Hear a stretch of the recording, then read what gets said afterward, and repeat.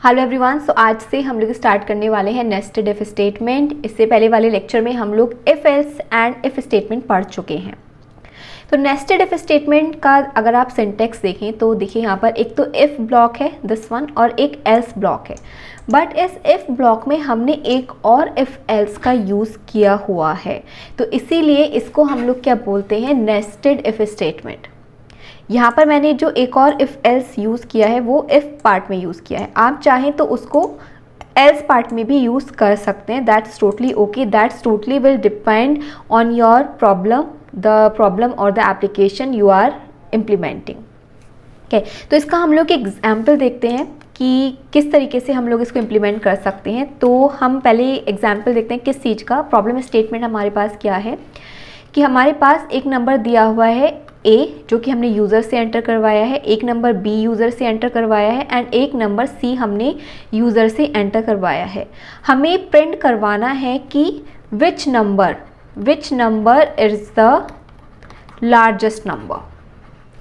तो यहाँ पर देखिए मैंने इस प्रोग्राम में जस्ट यूज़र से A, B एंड C की वैल्यू को एंटर करवाया है एंड अब इसके बाद हम लोग लगाएंगे अपना नेस्टेड इफ़। तो यहाँ पर मैंने लगाया if A is greater than B, if A is greater than B and A is greater than C, तो हम लोग क्या कह सकते हैं कि A is the largest one, कह सकते हैं printf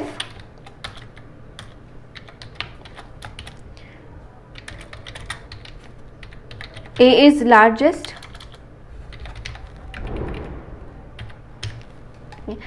अब इसमें हम लोग एल्स में यहाँ पर लगा देते हैं एल्स। अगर ऐसा नहीं है तो जस्ट हम लोग क्या प्रिंट करवा सकते हैं कि A is not the largest one. Control C control V, A is not the largest one. ये सेम प्रोग्राम है जो कि हमने लास्ट लेक्चर में भी देखा था। तो यहाँ पर मुझे ये बताना है, यहाँ पर ये चेक करना है कि क्या A is largest, is A a largest number या फिर not a largest number. A के लिए बेसिकली मुझे चेक करना है, ठीक है। और अगर A लार्जेस्ट वन आता है तो मुझे बताना है कि सेकंड लार्जेस्ट कौन सा होगा, B लार्जेस्ट सेकंड लार्जेस्ट होगा या फिर C सेकंड लार्जेस्ट होगा। क्वेश्चन समझ में आया। हमें 3 नंबर दिए हुए हैं, हमें ये बताना है कि क्या इन नंबर्स में से A लार्जेस्ट है। अगर A लार्जेस्ट निकलता है तो हमें सेकेंड लार्जेस्ट भी बताना है और अगर A लार्जेस्ट नहीं है तो हमें जस्ट प्रिंट करवाना है A is not a largest number.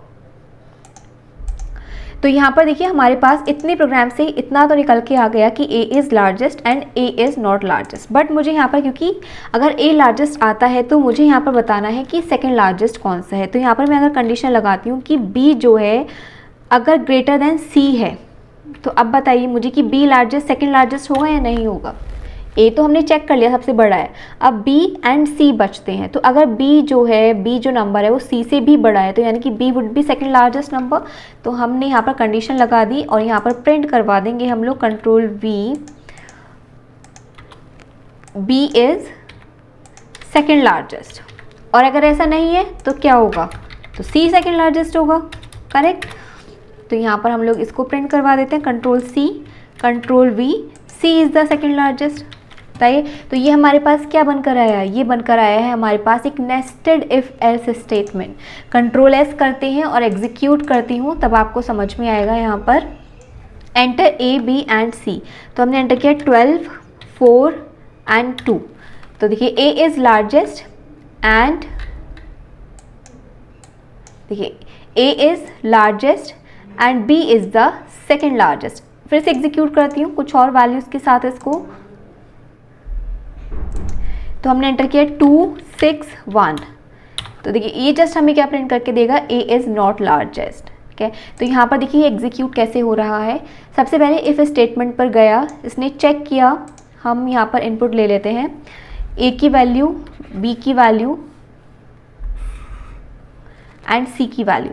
Let's suppose A की वैल्यू एंटर की मैंने 4, B की वैल्यू 2 एंड C की वैल्यू 1। तो यहाँ पर चेक हुआ A is greater then B, true है। तो इसने सेकंड कंडीशन चेक की, A is greater then C, condition true है। तो इसने प्रिंट किया A इज़ लार्जेस्ट। अब ये नेक्स्ट ये वाला ब्लॉक भी एग्जीक्यूट करेगा। If B is greater then C, condition true है तो इसने हमें प्रिंट कर दिया B इज़ सेकंड लार्जेस्ट। अब इस इफ़ का जो एल्स पार्ट था वो स्किप हो जाएगा क्योंकि इफ़ पार्ट एग्जीक्यूट हो चुका है। यहाँ पर सेम वही रूल अप्लाई होगा जो कि हमने इफ़ एल्स में पढ़ा था, क्योंकि इफ़ कंडीशन ट्रू है तो एल्स पार्ट जो होगा वो स्किप हो जाएगा। ऐसे ही यहाँ पर क्योंकि इफ़ कंडीशन ट्रू थी तो ये वाला एल्स ब्लॉक भी हमारे पास स्किप हो जाएगा और हमारे पास आउटपुट में क्या आएगा, A is largest and B is second largest. दूसरा मैं इनपुट लेती हूँ, ए की वैल्यू लिया 2, बी की वैल्यू लिया 4 और सी की वैल्यू लिया 1। तो यहाँ पर चेक हुआ A is greater than B, condition false है तो ये आगे भी चेक नहीं करेगा और पूरा का पूरा इफ़ पार्ट जो है स्किप हो जाएगा क्योंकि इफ़ कंडीशन फॉल्स है। तो अंदर की भी जो इफ़ एल्स है ना वो भी सब स्किप हो जाएंगे, वो भी एग्जीक्यूट नहीं होंगे और डायरेक्टली हमारे पास एल्स प्रिंट होगा, that is A is not the largest one. तो ये होता है हमारे पास नेस्टेड इफ एल्स। जैसे मैंने यहाँ पर इफ़ में ये वाला इफ एल्स लगाया है, आप चाहें तो इसको एल्स पार्ट में लगा सकते हैं, उससे कोई फ़र्क नहीं पड़ता है। ये हमारा नेस्टेड इफ एल्स कहलाता है। टोटली आपकी एप्लीकेशन पर डिपेंड करेगा या प्रॉब्लम स्टेटमेंट पर डिपेंड करेगा कि आप इफ़ में एक इफ़ ब्लॉक में कितने इफ एल्स लगाते हैं। मैंने यहाँ पर सिर्फ सिंगल इफ एल्स लगाया है, यहाँ पर आप मल्टीपल इफ एल्स ब्लॉक लगा सकते हो। इस इफ़ के अंदर भी एक इफ़ आप लगा सकते हो, इस एल्स के अंदर भी एक और इफ एल्स लगा सकते हो। डिपेंड करता है कि आप क्या प्रॉब्लम स्टेटमेंट सॉल्व कर रहे हैं। दूसरी चीज़ और जो मेरा इफ़ एल्स पार्ट में रहता है बताने से, जैसे यहाँ पर हमने इस ब्लॉक में केवल एक स्टेटमेंट है, इस इफ़ ब्लॉक में केवल एक स्टेटमेंट है तो इसको हम लोग विदाउट कर्ली ब्रेसेस भी लिख सकते हैं। यहाँ पर कर्ली ब्रेसेस लगाना इज़ नॉट कंपलसरी। ऐसे ही यहाँ पर एल्स ब्लॉक में सिंगल स्टेटमेंट है तो आप यहाँ पर इसको बिना कर्ली ब्रेसेस के लिख सकते हैं। It's not compulsory to put the curly braces for single statement, but अगर आप यहाँ पर मल्टीपल स्टेटमेंट्स लिखते हैं, मोर देन वन स्टेटमेंट लिखते हैं तो you will have to use the curly braces, that's compulsory. देखो अब मैंने यहाँ पर 2 स्टेटमेंट हो गए हैं इस इफ़ ब्लॉक में, तो इसने एल्स में यहाँ पर एरर शो कर दिया है, एक्सपेक्टेड अ स्टेटमेंट। यहाँ पर इसको अब कर्ली ब्रेसेस में अगर मैं रख दूँगी तो ये यहाँ से ये वाली एरर चली जाएगी। कंट्रोल एस किया तो देखिए ये वाली एरर यहाँ से चली गई है। तो ये चीज़ आपको इफ़ एल्स में ध्यान रखनी है कि अगर आप इफ़ ब्लॉक में मोर देन वन स्टेटमेंट लिख रही हैं तो आप कर्ली ब्रेसेस का यूज़ करेंगे और अगर सिंगल स्टेटमेंट है तो you can skip the curly braces. But मैं प्रेफर करती हूँ हमेशा कि चाहे सिंगल स्टेटमेंट भी हो तो भी मैं कर्ली ब्रेसेस यूज़ करना प्रेफर करती हूँ ताकि कोई भी सिली मिस्टेक की वजह से एरर ना शो हो। ठीक है, तो आपको जो नेस्टेड इफ एल्स था वो आई गेस आपको समझ में आ गया होगा। नेक्स्ट हमारे पास अब इसमें आता है this one, if else if ladder. ये बहुत इंपॉर्टेंट है और इंटरेस्टिंग भी है। यहाँ पर देखिए एक इफ़ स्टेटमेंट है जिसकी रेफरेंस में कंडीशन है, उसके बाद हमने यूज़ किया है एल्स इफ़ एक कीवर्ड का जिसके आगे हमने दूसरी कंडीशन लगाई है और उसका ब्लॉक लगाया है। एक और कंडीशन लगाई है इफ़ एल्स कीवर्ड के साथ जिसमें हमने यहाँ पर एक और स्टेटमेंट कुछ दिया है। तो इसका हम लोग एग्जीक्यूट करते हैं विद एन एग्जाम्पल। तो एग्जाम्पल में हम लोग क्या लेते हैं, हमारे पास एक स्टूडेंट का कुछ हम लोग मार्क्स एंटर करवाते हैं, उस मार्क्स के बेसिस पे हम लोग बताएंगे कि उसकी कौन सी डिवीज़न बनती है। तो हमने दिया कि अगर उसके मार्क्स जो हैं ग्रेटर देन 60 हैं तो हमने कहा कि उसकी फर्स्ट डिवीज़न बनेगी। अगर उसके marks less than equals to 60 and greater than 40 हैं तो उसकी सेकंड डिवीज़न बनेगी और अगर उसके marks less than equals to 40 हैं तो उसकी थर्ड डिवीज़न बनेगी। तो देखते हैं इसको हम कैसे सॉल्व करेंगे। तो ए में हमने लिया है मार्क्स, यहाँ पर आप एक मार्क्स नाम का ही चाहें तो वेरिएबल ले सकते हो और इसको यहाँ पर इनिशियलाइज डिक्लेयर कर सकते हो मार्क्स। ठीक है, अब हम लोग यहाँ पे कंडीशन देंगे इफ़ मार्क्स ग्रेटर देन, अगर हमारे पास कितने हैं 60 हैं तो हमने क्या कहा, क्या हमारे पास प्रिंट होना चाहिए print F first division.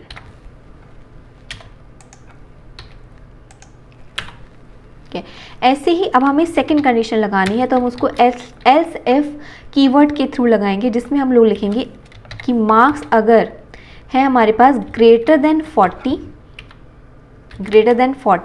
And marks less than equals to 60 तो उस केस में हम लोग क्या कह रहे हैं, उसकी क्या डिवीज़न है, कंट्रोल वी सेकंड डिवीज़न है।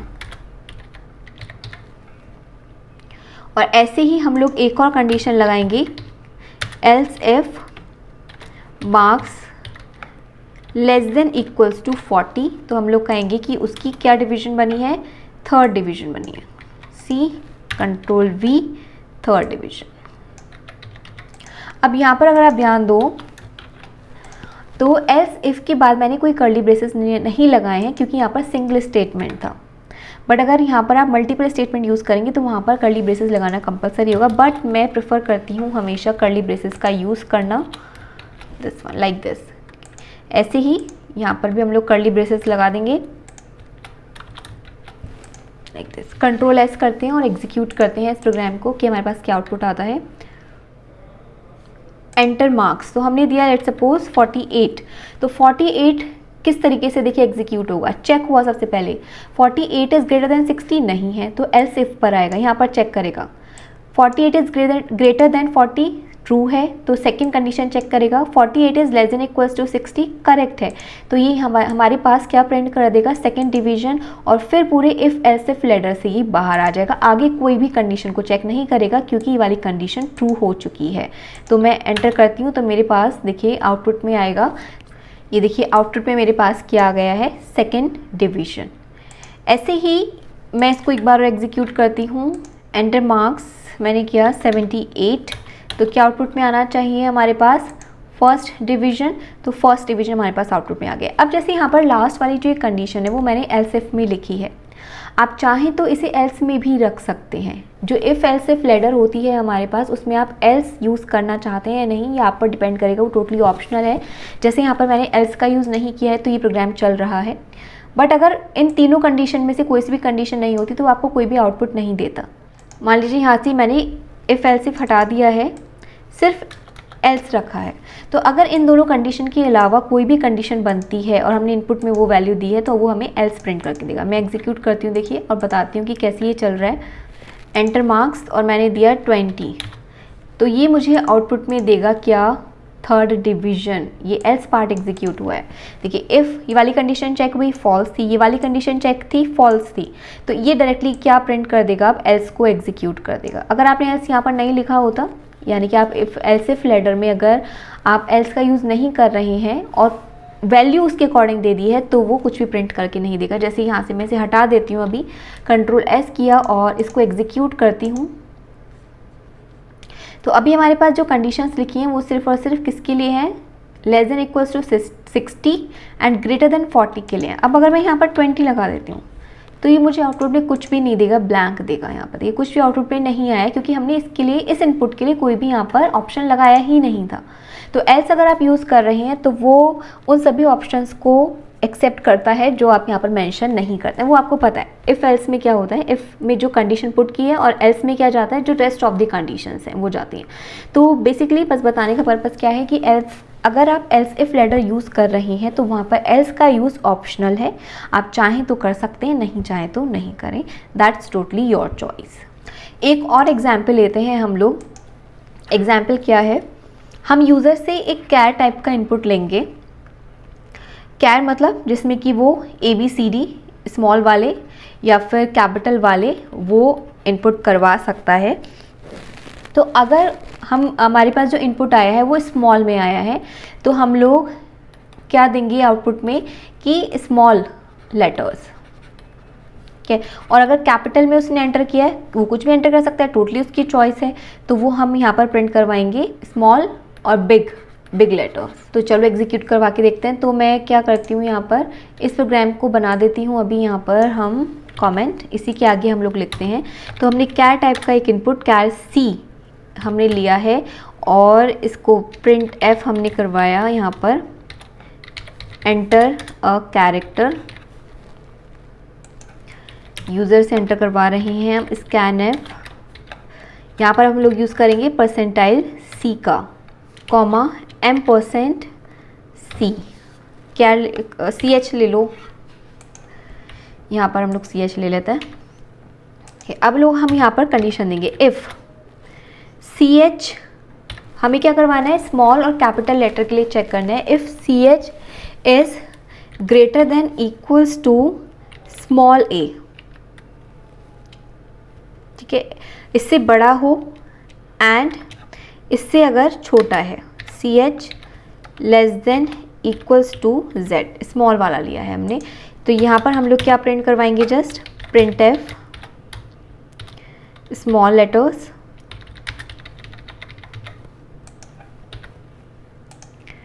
और एल्स में आप डाल सकते हो उसे, एल्स इफ में डाल सकते हो। एल्स में अगर मैं डाल देती हूँ यहाँ पर, तो यहाँ पर हम लोग दे देंगे capital letters.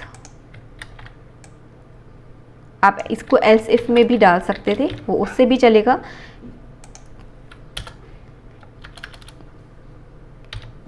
Capital letter, control S किया हमने और एग्जीक्यूट करते हैं इसको। एंटर अ कैर, तो मैंने एंटर किया वाई, स्मॉल वाई, तो ये मेरे पास आ गया है स्मॉल कैरेक्टर। फिर से एग्जीक्यूट करती हूँ। अब के कैपिटल देकर देखते हैं, हमने दिया कैपिटल डब्ल्यू, तो इसने हमें आउटपुट में क्या दे दिया, कैपिटल लेटर। तो इस तरीके से आप अगर कैरेक्टर्स पे काम कर रहे हैं तो कुछ इस तरीके से हम वैल्यू को चेक करते हैं। यहाँ पर देखो हमने क्या किया था, जो लेटर्स हैं वो किसके बीच में लाया करेंगे, ए टू जेड, तो वही चीज़ हमने यहाँ पर दी है। वो स्काई वैल्यू के अकॉर्डिंग ही काम करेगा, बट हम यहाँ पर इस तरीके से कैर की फॉर्म में भी इनपुट चेक करवा सकते हैं।